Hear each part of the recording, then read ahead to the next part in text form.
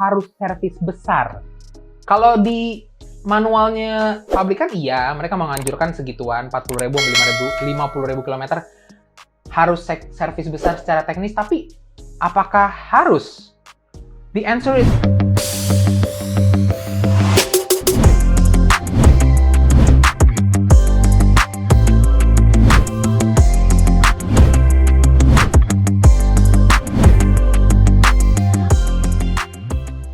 kembali lagi di channel YouTube di Giotto.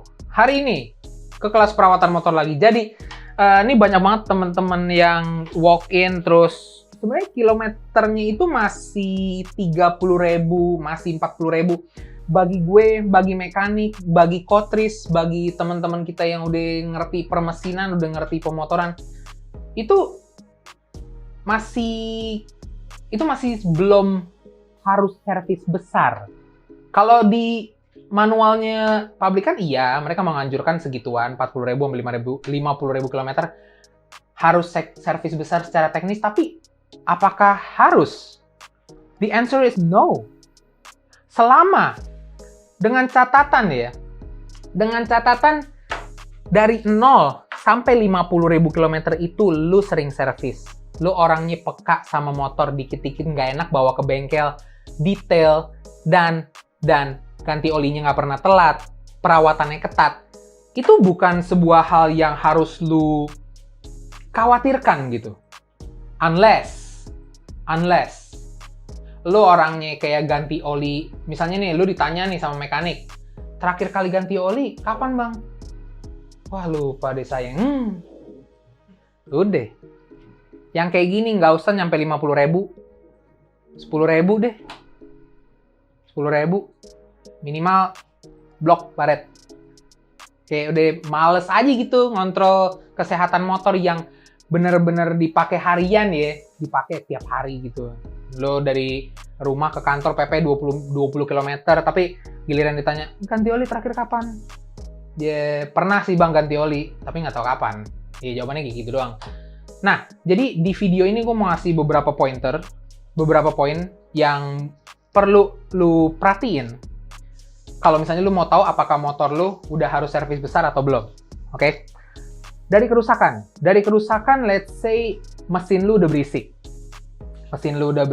Tentu analisa dari luar itu tidak akan bisa seakurat kalau lu bongkar mesin. Jadi, pertanyaan-pertanyaan yang sering kalian lontarkan itu sebenarnya tetap perlu pengecekan lebih dalam. Let's say, bang, motor gue ada bunyi kletek di headnya nih, kira-kira apa ya?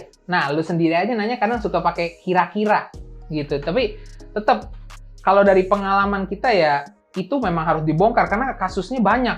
Noken as baret, bearing noken as pada rontok, terus tensioner kendor, keteng kendor, tensionernya udah mulai lemah. Itu banyak banget faktornya, bahkan ring piston udah lemah juga bisa bikin berisik kayak gitu. Terus stang seher udah oblak, itu sesuatu yang bisa kita tentukan secara akurat ketika kita udah melakukan pembongkaran. Tapi yang paling kelihatan kalian juga sebenarnya bisa nilai. Simpelnya kayak gini, keluar asap putih. Itu kan berarti ada oli yang udah masuk ke ruang bakar. Itu kemungkinannya sebenarnya dua sih, seal klep atau ring piston. Ya kan? Berarti udah ada oli yang masuk ke ruang bakar, ikut kebakar. Itu simpelnya di situ. Atau selain dua itu, blok baret. Blok baret berarti bloknya kan luka. Oli ada menyelinap masuk, gitu. Mesin berisik, seperti yang tadi gue bilang, mesin berisik itu faktornya banyak. Apakah harus turun mesin sampai harus ganti part? Nah, turun mesin atau servis besar atau bongkar mesin, iya, untuk mendapatkan hasil yang akurat gitu. Hasil info yang akurat dari hasil pembongkaran tersebut. Tapi apakah harus ganti part? No, belum tentu. Kan kalau misalnya mesin lu berisik cuma gara-gara tonjokan tensioner lu kendor, nggak perlu dong. Lu nggak perlu ganti ring seher, lu nggak perlu ganti blok, lu nggak perlu ganti klep, nggak perlu. Ini bahasa gue ditujukan untuk bengkel-bengkel yang jujur ya. Ntar kalau misalnya, bang mesin gue berisik dibongkar di bengkel ini habis 3 juta, ternyata diganti cuma bearing noken as. Nggak mungkin kayak gitu, oke? Jadi bengkel-bengkel juga, kalian kalau misalnya memang mau improve, mau rame, juga jujur lah ke customer kalian. customer kalian minta dicekin ini, konfirmasi dulu ke mereka kerusakannya apa. Karena alasan mereka datangin lo, itu adalah mereka sejujurnya itu mereka tidak tahu mau mulai dari mana. Mau bongkar yang mana, kerusakannya apa, oke? Nah, customer juga boleh infokan secara detail ke bengkel yang lu samperin atau ke sini, ke Digioto, itu keluhannya seperti apa. Biar kita bisa menganalisa lebih dalam, gitu. Oke, terakhir yang tadi sempat gue mention di awal, anjuran pabrikan. Apakah oke untuk mengikuti anjuran dari pabrikan, let's say 50.000 udah harus servis besar? It's okay, nggak masalah. Tapi kita cek dulu nih kondisi motornya. Apakah udah sesuai dengan perawatannya? Apakah udah sesuai lu ganti olinya rutin setiap berapa kilometer atau setiap berapa bulan sekali?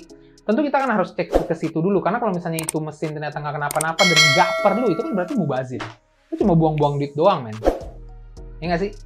Nah, jadi bagi teman-teman yang masih bingung, apakah motornya di kondisi sekarang itu udah perlu diservis besar atau belum, kalian bisa ikutin anjuran ini.